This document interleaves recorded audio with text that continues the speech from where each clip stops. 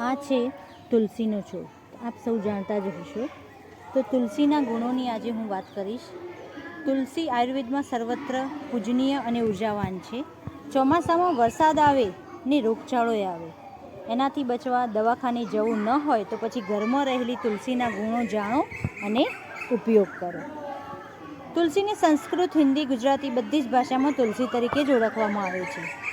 સંસ્કૃતમાં તેના પર્યાય રૂપે બહુમંજરી, ગૌરી, સુલભા, શુલગ્ની, અમૃતા જેવા અનેક નામ છે.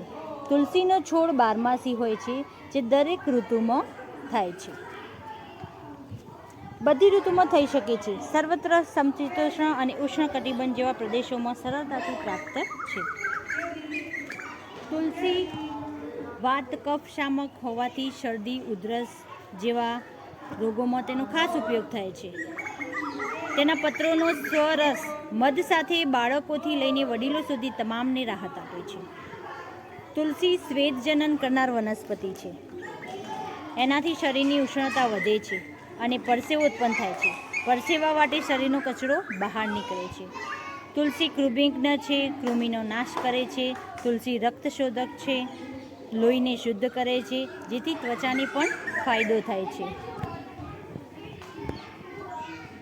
તેના પત્રોના લેપ સોજાની ઉપર લગાડવાથી સોજામાં રાહત મળે છે.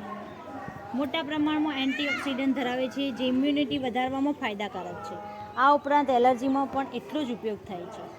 તુલસી જ્વરગ્ન પણ છે, એટલે કે તાવ કે વિષ જ્વરમાં ઉપયોગી છે. શારીરિક નબળાઈમાં તુલસીના બીજનો ઉપયોગ થાય છે.